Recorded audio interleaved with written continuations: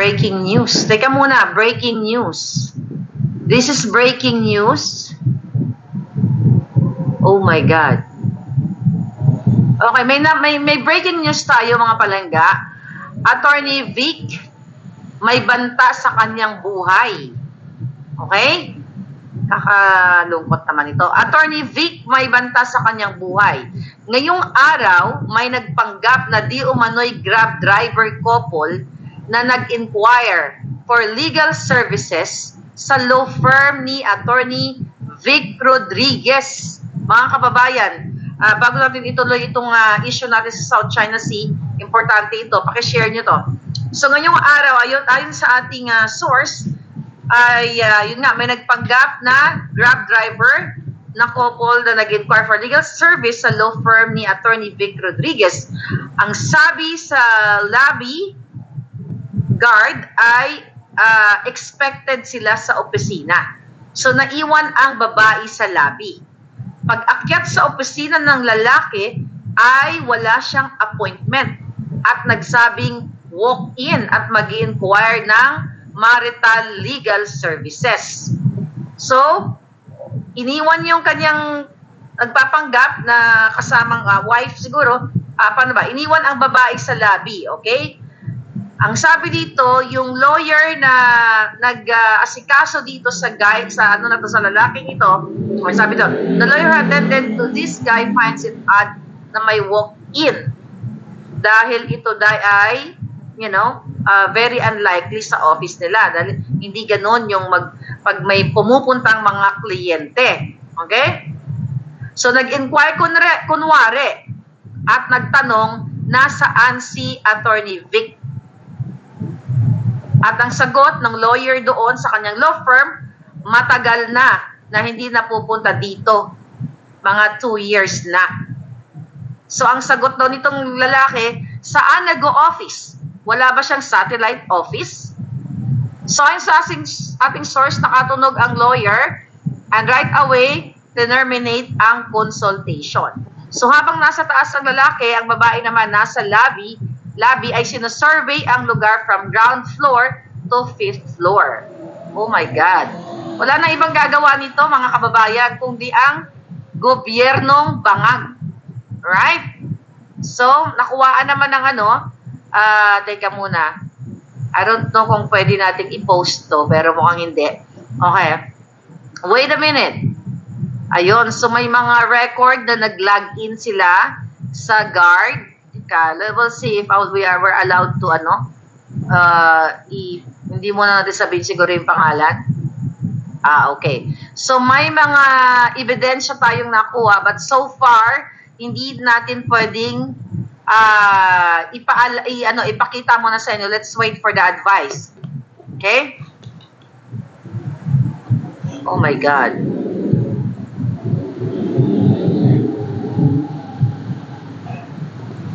Okay, but anyway, so far ay safe si Attorney Vic. At the moment sa ating pag-uusap ay safe siya. Gusto lang niyang ipaalam na mayroon na namang masasamang elemento. Alam niyo na kung sino ang masamang elemento. Sino ba magtatangka ng buhay namin? Like ako, may death threat.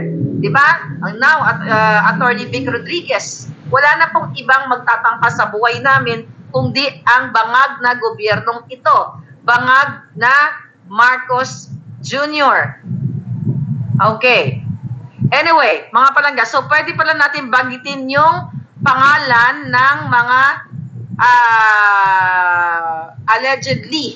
Okay? Kasi wala pang investigation based dun sa kanilang ipinakitang pagpanggap na kunyari may appointment sila sa opisina o sa law firm ni Attorney Vic, wala naman pala. But anyway, ito ang kanyang pangalan. Spencer, what's the name? Alcaraz. Okay? So, ang nakalagin na nagpanggap na may appointment kay Attorney Vic ay Spencer Alcaraz at yung babae ay Veronica Constantino. Constantino, mga kababayan. Okay? Okay. So anyway, at the moment po ay pinaiimbestigahan na at I believe na i-report na ito. So gusto ko lang malaman ninyo, breaking news ay may nagpapanggap na,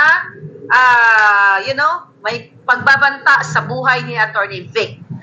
Sa tagal-tagal nating napapanood si Attorney Vic noong panahon ni Marcos Jr., wala naman tayong, nung tinutulungan niya si Marcos Jr. as a former spokesperson, wala naman tayong narinig na may kalaban siya or what. Pero this time, di ba, wala rin naman siyang kalaban. Nagvo-voice out lang naman tayo, nagvo-voice out kami. Like ako, wala naman akong kalaban. Di ba? Wala akong kaaway na kaibigan or kung sino man. But ganun pa man, meron akong death threat. 3 pa nga eh. And na-report ko dito sa FBI. And now, our fighter, our maisog Attorney Vic Rodriguez, pare-pareho na kami ngayon kahinatnan. At sino nasa likod nito? O di ang bangag na gobyernong yan, walang iba niyan kundi si Lisa at si Marcos Jr. ang may punot dulo ng kahayupan na yan, mga kababayan. Nakakagalit lang. Actually, nakakagalit kasi yung report natin ngayon. Pero mas nakakagalit ito dahil kailangan ninyong malaman na lahat tayo pinagbabantaan na. So, papayag na lang ba kayo? Again, mga men and women in uniform na now, kanina sinasabi ko na naputulan ng daliri, tapos meron 8 na hindi lang isang tao ang nasaktan, kundi mahigit isa. Tapos anong ginagawa nito? Kaya sabi ko dyan sa title natin kanina, tatawid na ba tayo sa Rubicon River? Dahil ito yung kayabangan itong hinayupak na Bangag Junior na ito eh. Binigyan lang ng medalya itong Marine na ito. And now, nag-press conference si Bersamin na yung nangyari daw, mga kapalangga, okay, na mangyari daw, like few hours ago, doon sa South China Sea, na kung saan may naputulan ng daliri, at may mga nasaktan, ay misunderstanding lang. Pinagluloko kayo?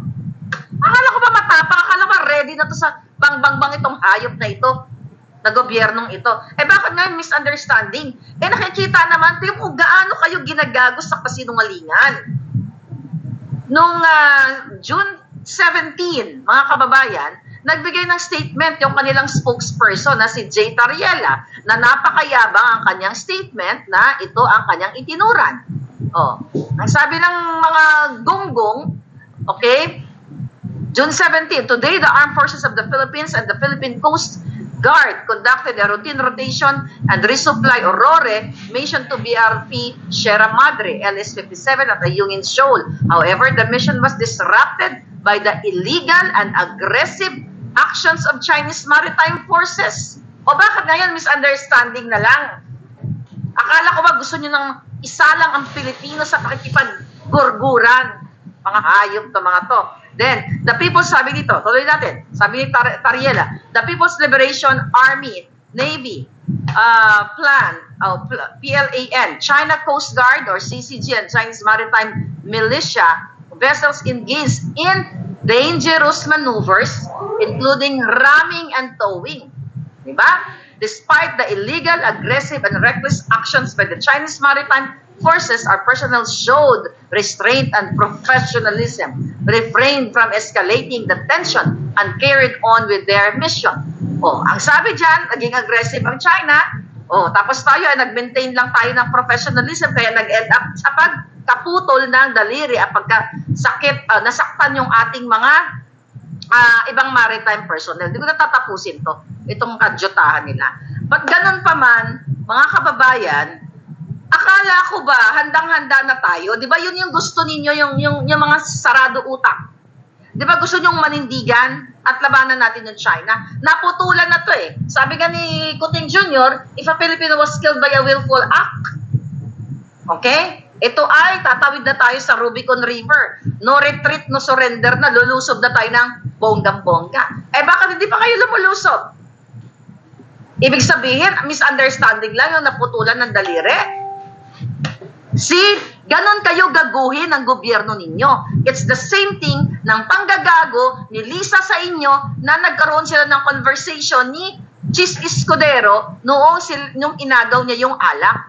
Nagtemo contradictory ang pinagsasabi nito ni Tariela doon sa kay Lucas Bersamin na misunderstanding lang daw ang nangyari. Misunderstanding?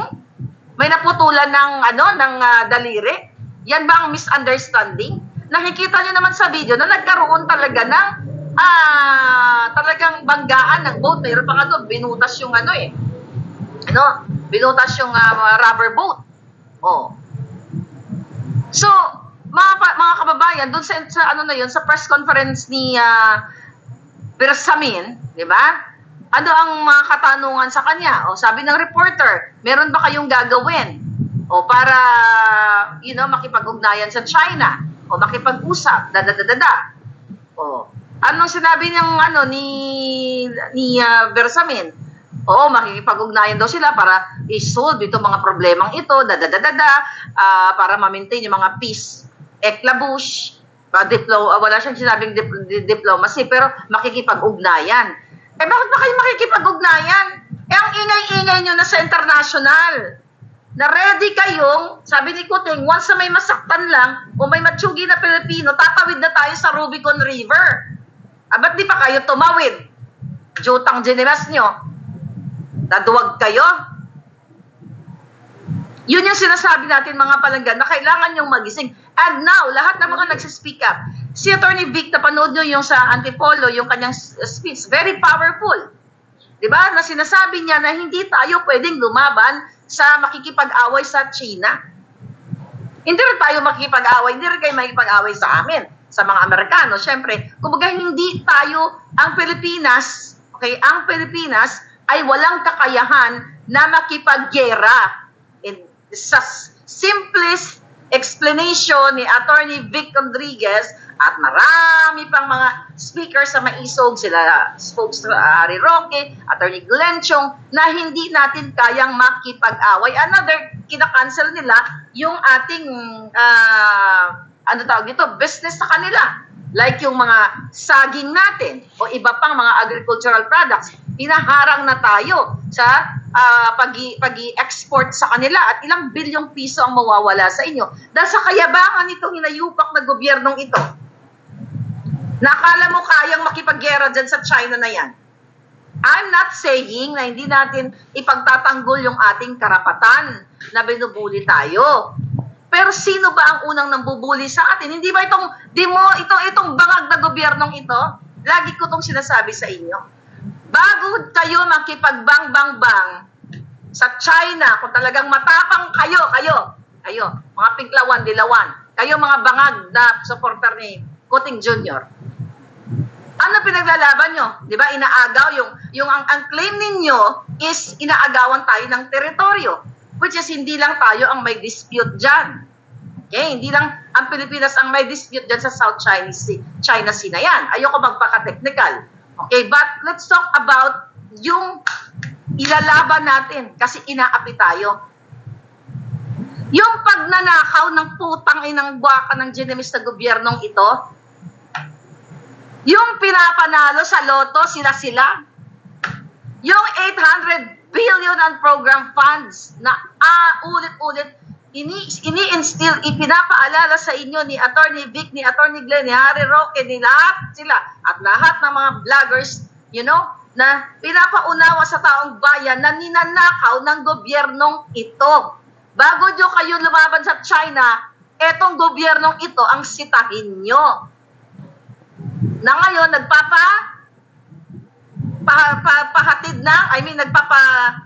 nag-uutos na naman ng manggugurgur sa opisina ni Attorney Vic Rodriguez. Under investigation na based sa ating breaking news, sa ating report. Anong ibig sabihin nito? Wala namang ganyan eh. Di ba? Kung walang bad intention, mga palangga, bakit gusto kaming gurgurin? Bakit itong under investigation na dalawang taong binanggit natin kanina, bakit sila may mga ganon? Bakit pinag-iinteresan ang buhay namin? Lahat kami, gustong sirain ang buwaka ng ginemis na gobyernong ito. Bakit? Kasi nag-voice out tayo.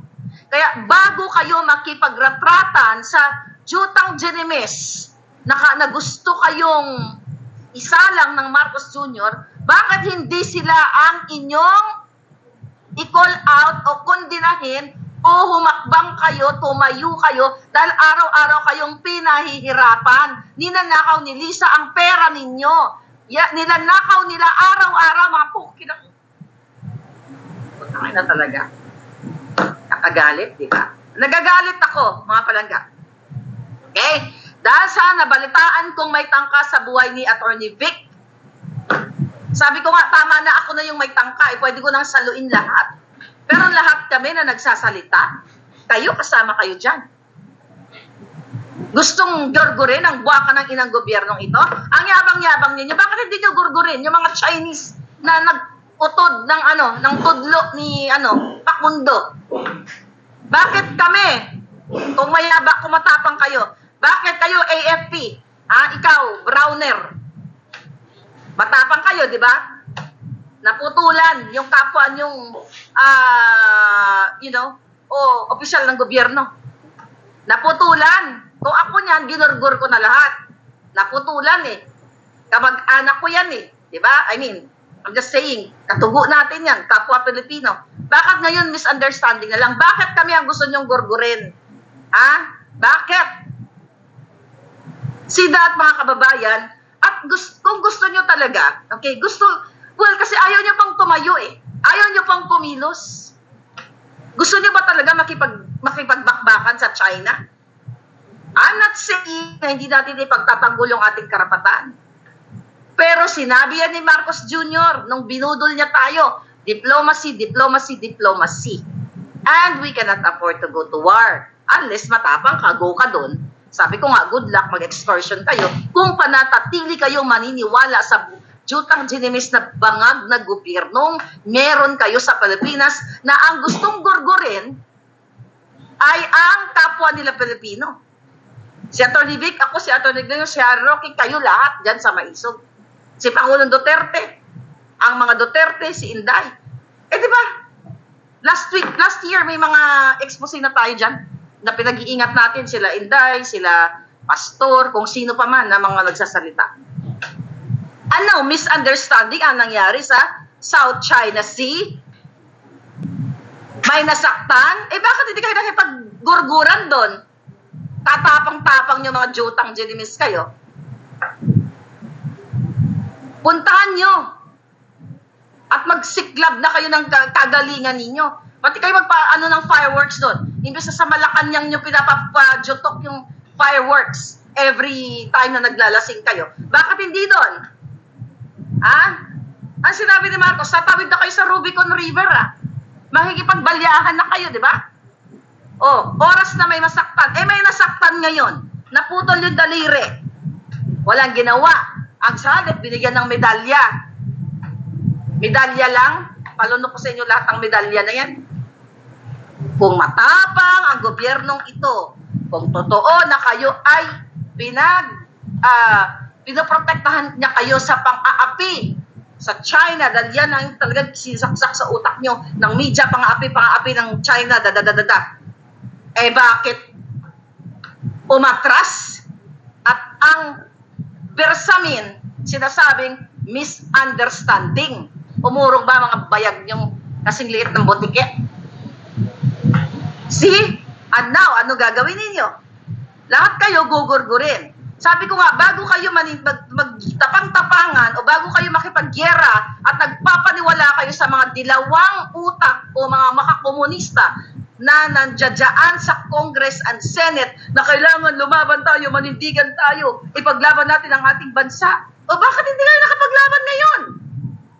Bago kayo magpapaniwala dyan, ipaglaban niyo yung mga sarili ninyo kay Lisa, kay Marcos, na araw-araw ninanakaw ang pera ninyo, na ang smuggling sa Bureau of Customs, lahat kinukubra ang pera nyo. Bago kayo lumaban, labanan nyo muna yung mga taksil na nasa gobyerno. Recently, di ba? Yung tinanggal na Puod sa PTV4. I don't know her. Kung may anomalya pa siya. But based on sa mga tao na pinanood ko yung kanilang press conference kanina. Okay? Pero nangyari ito few days ago. Na nagrarally sila behind dun sa kay Puod na yon dahil wala daw itong ginagawang corruption at for so many years 20 years, nagkaroon sila ng general manager na kung saan ay ginagawa yung trabaho para sa kanilang mga pagpasasaayos ng PTV4 at pagtututok sa mga issue ng kanilang mga benepisyo at maayos na trato sa mga workers sa PTV4. At sabi doon ng sa press ko nila, sumulat sila kay Lisa at tinanong nga ng reporter, bakit kay Lisa ka sumulat? Kasi sa tingin nila yun yung makakatulong sa kanila. Diba? Imbis na kay Presidente Bangag nyo, bakit kay Lisa? Self-explanatory na nagpapatakbo ng bansa ninyo ay si Lisa. Tinanggal itong si Puo dahil sa kapalpakan, yun ang tingin nila, kapalpakan na nahuli siya ng harbat ng alak. Although hindi naman binanggit sa press ko yun, pero behind the scene, yung ating mga puting ahas ay nagkukwento sa atin. See? Buisit kayo, mga jutang genius to mga ito. Oh, yun na nga sinasabi ko, napakasimple lang to mga palanggay. Gusto niyo ba talaga makipaggera? Bakit ang tagal? Dami satsat. Ako, pag sinabi kong maggaganunan tayo, right there and then, tutupa itong kamao ko sa'yo. Hindi po pwedeng, hindi po pwedeng ang dami pang satsat. Pag drama-drama na, matapang ka, ganun. Ilabas natin yung tapang natin ngayon. Now, naputulan yung ating kababayan. Tapos itong, gunggong na bersamin, misunderstanding. Alam mo ba ang ibig sabihin ng misunderstanding? Tapos sabi niya, parang may parang may mga, nakita niya, mga wasay, sabi niya dito sa speech nila. Okay? Para nakita lang namin, parang, sabi niya, parang may palakol. Okay? May palakol, Oh. May palakol na daw silang nakita doon, tapos natawa-tawa pa. Naputulan na yung naputulan na yung marin doon, tapos matawa-tawa pa itong mga hayop na to. Palibasa, mga kababayan, hindi sila yung nasasaktan. Ito yung sinasabi natin na kayong mga men and women in uniform, kayo dyan sa mga Coast Guard, kayo ang isasalang. Pero naputulan na ng daliri ang isa sa inyo. Tapos ang sinasabi, misunderstanding lang. Kawawa naman kayo kung hindi nyo ginagamit yung utak nyo. Kawawa kayo, mga nasa Pilipinas at nasa labas ng bansa na binubudol lang kayo at nagpapaniwala kayo hanggang ngayon sa gobyernong itong bangag at hindi kayo kumikilos. Lahat ng mga kumikilos napansin ninyo na bumubuwis ng buhay, na itinataya ang buhay like me, like Attorney Vic, like Attorney Glenn Chong, na ngayon ay mga death threats sa kaming lahat. Sinasalag namin ang bala para sa inyo. You have to do your job. Simple lang yan, mga kababayan. Hindi mo kailangang mag-high school graduate o abogado ka o ano antas na pamumuhay ang narating mo. Simple lang. Isasalang ka sa gera. Kaya mo ba? Kaya ba ng Pilipinas? Sabi ko, wala kang pambiling bigas Wala kang passport Oh, ang tapang Ang tapang ng mga hinayupa. Pag nag-release sila ng statement sa press, ang galing ni Marcos, wow, believe ako, ganyan. Gusto nyo, di ba? Ito ang narrative nung panahon pa ni Noynoy. Ano ang sabi? Nila Lenny, ng mga Dilawan, lahat mga makakaliwa, di ba? Kailangan manindigan tayo, ipaglaban natin. Ang sabi kong tama ang pagkakaalala ko, parang sinabi ni Lenny na somehow nagpapakita siya ng suporta kasi si Marcos nanindigan sa China. When you say nanindigan siya sa China, parang ibig sabihin matapang at kailangan ipagtanggol natin yung ating bansa. Bakit tinatagalan niyo pa? Bakit ang tagal niyo? Magsama na kayo. Pinglawan, Dilawan, lahat kayo na gusto umaayon sa gera. Punta na kayo doon. Jatayan na kayo, mga hinayupa kayo. AFP, PNP, asan kayo mga wala kayong bayag? Lahat kayo na mga walang bayag, yung may bayag, hindi may bayag kayo, yung wala lang. Sana, wish ko sa inyo, yung mga siwail, kayo yung susunod na mautdan sa tudlo dito. O hindi lang. Visit kayo, ayaw niyo pang kumilos. Libre daw pagkain ng mga sundalo pag nag-gera, sabi ni Lila. Ay, ewan ko sa inyo. Sabi ni Dance Scorpion, oh yan, o nga no, Dance, hinahina yung galit, baka sumobra yung ganda at sexiness. Ay nako, but ganun pa man, it's not easy mga kababayan, nakakagalit kasi yabang-yabang nitong alam niyo yung issue natin paulit-ulit sabi ko. Okay, bumilib yung mga budol, mga bangag kay Marcos, oh wow, may paninindigan. Fine! Ano nagagawin nyo ngayon? Naputulan na si Facundo ng daliri. O sabi ng Malacanang, misunderstanding. Tapos wala kayong gagawin, magpapaniwala pa rin kayo sa budol. Andun na sila sa Malacanang, nagpa-party. Nag-groupie, nagchuchuktsakan, nagpupulburon. Diba? Ano sabi ni Senator Amy? Nag-release ng resolution na papaimbestigahan daw ito nangyari. Wala na investigasyon. Senator Amy, enough of that BS. Huwag ka nang magpa-imbestiga.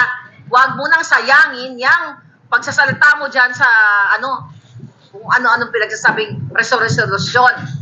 Ang solusyon dyan, utusan mo yung kapatid mo at ang mga pamangkin mo, buong pamilya nyo, doon harapin nyo na wala nang resolusyon. Sabi niya, kapag may nasaktan daw, ay tawid tayo sa Rubicon River, no retreat to surrender, atapang ataw, hindi go, wala nang resolusyon. You know ang bakit ako galit? Araw-araw. Imagine ninyo ang mga anak ninyong bata pa ngayon na makakasinghot ng, sabi ko nga, ang tawag ko ng cloudy smoke. Nok, nok, nok. Usok. Imagine ninyo ang igat gustong pagawa sa inyo ng Marcos Jr. O baka acting-acting lang na magtapang-tapangan kasi wala nga silang ginawa na naputulan ng daliri di ba? Ini-etchos lang kayo or what? Dahil sa kanilang vested interest. Kahapon ba, nasa Surigao, nagbigay na naman ng mga ayu-ayuda. Recently, nagbenta ng 29 pesos per kilo bigas na kasing pangit daw ni Lisa. May nabasa ako nag-comment. Yung bukbukin na. Kasi bukbuk ng mukha niya, cheese. Okay, at ni Joey Salceda. Okay, na isa rin sa chairperson na hinarangan o hindi tinuloy ang hearing sa smuggling. Kaya mga yan.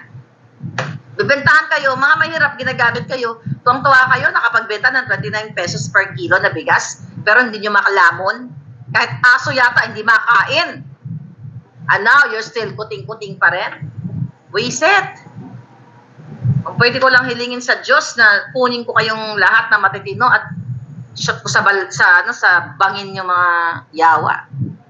Mga galit, mga kababayan. Nagagalit ako. Yung kailangan ninyong i-ere ito, mga palangga. Ang i-ere ninyo, I don't know kung i-report yan ng mainstream media na may panganib sa buhay ni Attorney Vic Rodriguez. Bakit may panganib kami? Wala na pong ibang gagawa nito kundi ang bangag at si Lisa Marcos. Sila lang ang pwedeng gumurgor sa amin. Wala kaming kalaban. Binubukela namin sila, in-expose namin ang kanilang kababuyan sa inyo. Ang pagnanakaw nila sa inyo ng billion, baka trillion pa, kasi we have 5.7 trillion budget at first quarter of the year pa nga lang, 80%, more than 80% ang nag-spend nila. O andyan na yung budget nyo. Trillion nasa bulsa nila. At kayo, magpakabudol pa rin kayo. Visit kayo mga nagpapabudol kayo. Ako, nagpabudol man ako, pero nagsalita na ako. Oh.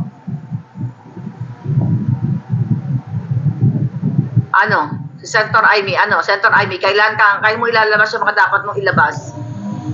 Oh. I wish, no? Kung talagang, nasabi ko na yung nasabi ko.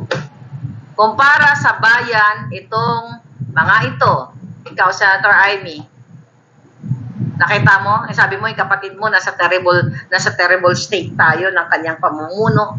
Diba? Hanggang resolusyon na lang tayo, madam. Ba't hindi mo ikondina, direkta ang kapatid mo?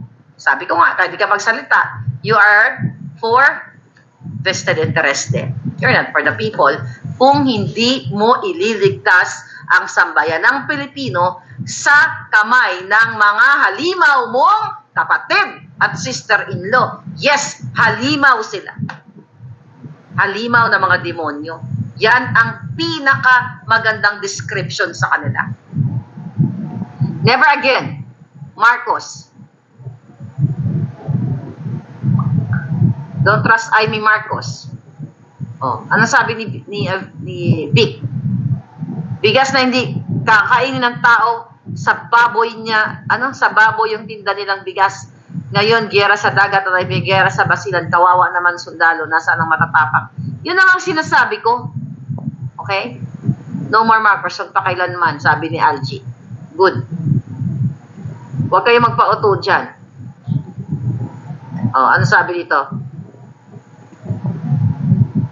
Ano? Palangga, itong si Robert Corsa ay pagkamatabil ang dila, gusto pa niyang mag-DepEd Secretary, the nerve. Oo, parang nabasa ko yun. O yan, si Leni Robredo, gawin yung DepEd Secretary. Di ba, yun ang mga sabi-sabi. Nakita nyo, kaya nga kawawa kayo. Kayo mga sumuporta sa Dilawan, kayo ang sumuporta kay Bangag, kayo yung mga kawawa talagang nilalang. Dahil hanggang ngayon, nagpapauto kayo. At least, yung mga humakbang na maisog, yung mga nagising, yung mga nabudol katulad ko, hindi ko na pinayagan na budulin ako ng mga taong sinuportahan ko. Imagine mo, nagbakbakan tayo, tapos 30-something years, sinasabi ng mga sinuportahan nyo, sila Lenny, mga Dilawan, lahat yung mga yan, na ang Marcos ay magnanakaw, ang Marcos ay gumugurgur ng tao, and now they're supporting yung mga gurgurero, yung mga magnanakaw, sinuportahan na. Anong ibig sabihin yan? Pare-pareho lang silang magnanakaw at manggugurgur. At kung patuloy kayong susuporta sa mga yan, ang mga anak nyo ang magbabayad sa inyong maling desisyon. Why? Balik na naman tayo sa gyera. Puntahan nyo ang mga balita sa Ukraine. Araw-araw hanggang ngayon namamatay ang kanilang mga anak, sanggol, lahat. Lahat. Yung distraction sa kanilang lugar. Then, you enjoy that sa Pilipinas. It's sad to say, napakasakit sa dibdib sabihin na, sarcastically sinasabi ko sa inyo yan, pero dapat nyong magising. Ang mga sanggol nyong anak, ang mga elementary nyong anak, yan po ang unang biktima at sila ay hindi makakalaban. Pero kung kayo ngayon pa lang ay lalabanan nyo na ang mga kababuyan na ginagawa sa inyo ng gobyerno at ilagay nyo sila sa tama nilang kalagyan, meron pang chance ang mga anak ninyo na magkaroon ng magandang buhay.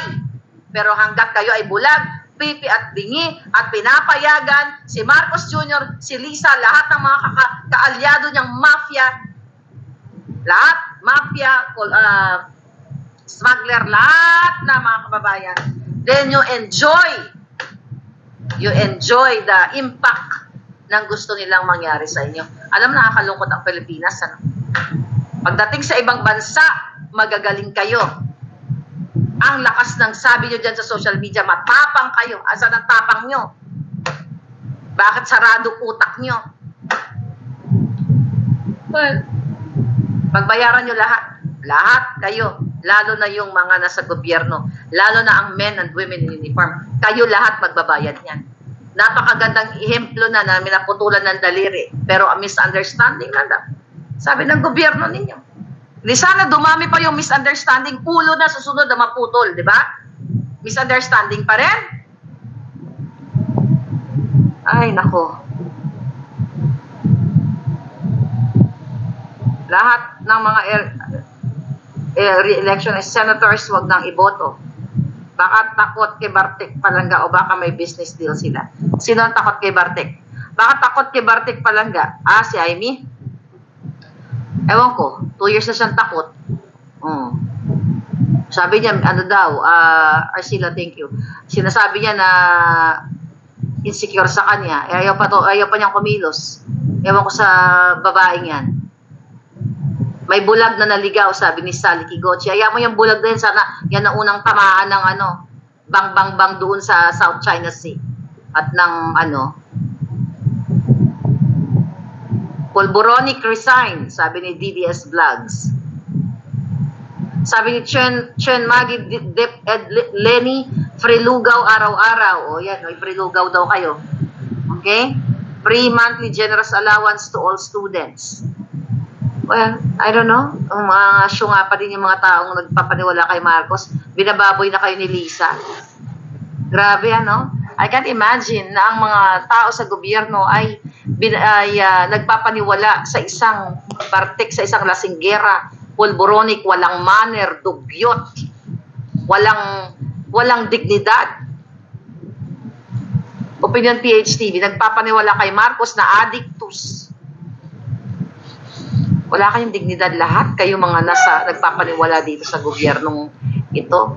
Maawa kayo sa inyong sa inyong pamilya. But ganun pa man, sana talagang kayong unang magbayad nito. Visit kayo, kawawa yung mga inosente. Oh. Hindi ba pwedeng ilagay na lang sa isang kahon silang tatlo, madam? Ano suggest mo? Ano possible gawin ng mamamayan? Sabi ni Coraz Sabido. Pwede yan. Darating tayo dyan sa kahunan na yan. Nasa inyo yan eh. Ito sabi ni Palangga, ni Judy Ilagan, yan ang solusyon. Kailangan yung lumabas. Okay.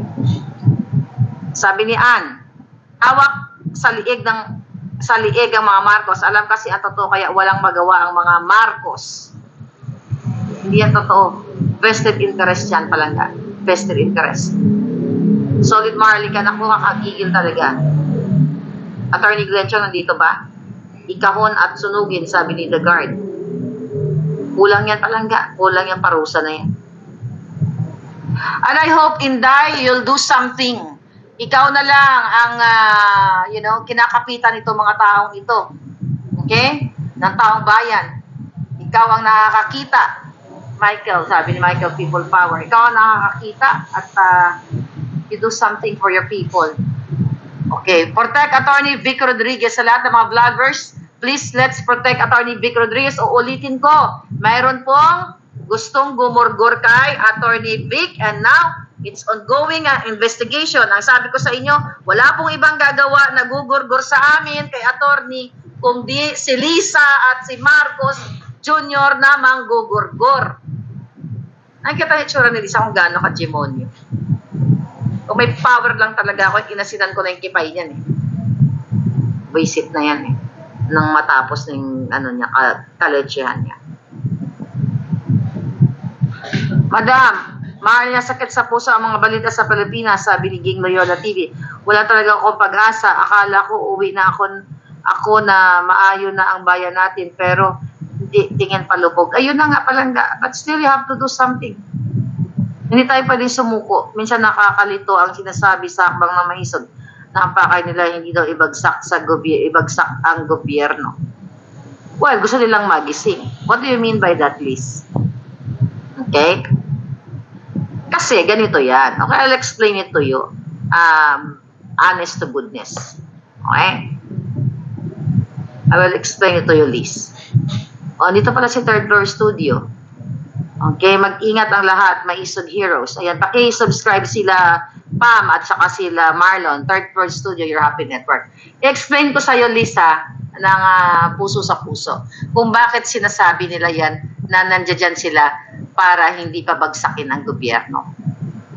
Kasi, pag sinabi nilang, andito kami, pababagsakin namin ang gobyerno, that's inciting. Palangga. So, what they're trying to say sa Maisog na gumising kayo para mag-speak up kayo. Kayo lang ang pwedeng magpabagsak sa bagsak na gobyerno. Ibinagsak kayo sa kahirapan. Pagsasabihin yan, let's say, tignan mo naman yung si Bibot. Who's that? Yung kongresista? Who's that Bibot? I forgot. Lagyan yung apelyido dyan. Okay? Di ba nagsabi siya na nanawagan siya sa AFP. O di ba kinundi na siya na, nag-incite siya ng inciting to sedition? Alvarez, thank you. Days din. O di ba? Baka lola mo ngayon, O, ayan. Oh, thank you, Palangga. So, hindi siya, okay. Okay, si Farman Braga. So, hindi pwedeng magsabi ang mga speakers na nandito kami para pabagsakin namin ang bangag na gobyerno. No. They're there para i-educate kayo na huwag niyong hayaan na kayo ay babagsak sa kamay ng mga diktador, manggigorgor. So, it's your duty. Kaya huwag ka malito, Palangga. Now you understand me? Huwag ka malito. Kasi makakasuhan niya mga, eto nga gusto na nga kaming patayin lahat Nasasabi, makakuha sila ng butas. Kasi nandoon sila para pabagsakin. That's a no-no. So, ang purpose dyan, to educate you, para gisingin kayo na eto yung ginagawa ng gobyerno. And hindi sila ang magpapabagsak. Kayong mga tao. Kaya, di ba, mag-speak up kayo dahil nakikita nyo yung kanilang ginagawang kasamaan sa bayan. When I say kasamaan, andyan ulit smuggling, corruption, pulburon, lahat na, pagtaas ng bilihin, ng mga bilihin, bigas, asukal, gasolina, lahat, kuryente, pasok lahat yan sa banga. So kaya sila nandiyan dyan to inform you na, hey, ito yung nangyayari sa bayan ninyo. Nandito kami humahakbang bilang matapang na Pilipino, bilang maisog, para mag-umalma sa ginagawa na panggagoyo, pangbubudol ng gobyerno. Kasi kung sasabihin nila, halina kayo, pupunta tayo doon, sa loob, okay, ng palasyo ng mga ahas, gugurgurin natin, mga ganyan-ganyan. Hindi po pwede yan. So, the safest way, okay, to tell you is mag-speak up kayo, iparinig nyo yung inyong boses, at umalma kayo sa pagpapanalo nila sa loto, dahil sila lang ang nananalo, umalma kayo sa smuggling business nila, dahil sila ay mafia, sila lahat smuggler, umalma kayo sa pagsisinungaling ng mainstream media at pagtatakip dito sa gobyernong ito, dahil sila nga ang naturingang fourth estate, kumbaga sila ang they're there to have a check and balance sa mga pangyayari sa gobyerno para i-report sa inyo ang kapalpakan ni Lisa. And now look at them! Yung simpleng pag-agaw ni Lisa ng alak kay Jesus Escudero, tinitwist ng media. Nakita nyo na ni isang word, walang minutawi o walang inatter itong inilabas, itong si Lisa. And still, look at the mainstream media. Ginagawa po kayong buang. Na parang ito, kunyari itong baso na to, sasabihin ko sa inyo, anong kulay ito? Puti, di ba? Pero dahil gusto ko kayong paniwalain, kunyari, sa kasinungalingan, ay hindi yan puti, purple yan. Diba? Kahit alam niyong puti, sinasabi ko purple, maniwala kayo. Kung maniniwala kayo na sinasabi ko purple ito, buang kayo. Yan po ang ginagawa sa inyo ng gobyerno ni Bangag Jr. na pinapaniwala kayo na mahal kayo at para sila sa inyo. Pero ang pera ninyo, hinahakot nila palabas ng bansa, pinaparty nila, in and out sa country, pinasa-shopping nila, pinangpupulburo nila, pinangtsutsuk-tsak nila lahat na yun yung point ng maisog na kailangan yung magsalita. Yan yon mga palangga. Diba? Sabi ni Ed, madaming pang mangyayari na ganyan sa WPS, madam, para propaganda, tapos survey, etc. Pagalit na bansa, titirahin tayo ng US at ituro ang China. Well, yan ang gusto nilang gawin. Kaya nga kailangan yung mag-aklas. Sa totoo lang, talagang nakakapagod makikipaglaban. I have to be honest. Bakit actually hindi ako napapagod, nabubwisit ako dahil ang tagal niyong kumilos. I've been fighting with these evil people for 2 years. Since August, June pa lang kita ngayon, magdadalawang taon. At wala akong minutari sa bunganga ako dito. Sabi ko nga, minura niyo ako, nagalit kayo, dami niyo sinabi sa akin. Pero nanindigan ako na si Bangag at si Lisa at ang kanyang mga kasamahan dyan sa pinag-a-appoint niya ay mga sumisip-sip ng pera ng bayan. Kaya ako galit sa mga hindi pa naninindigan. But I'm so happy dahil nakabuo tayo ng hakbang ng maisog all over the world. At yan ay napakagandang simulain. At kailangan nyo i-educate kayo mga nanonood, ang inyong mga kaibigan, ang inyong mga anak lalo na kailangan nyong manindigan at tapusin na ang bangag na Kuting at Lisa. Dahil pinaniniwala kayo na ang basong ito, kahit puti, ginagawang purple.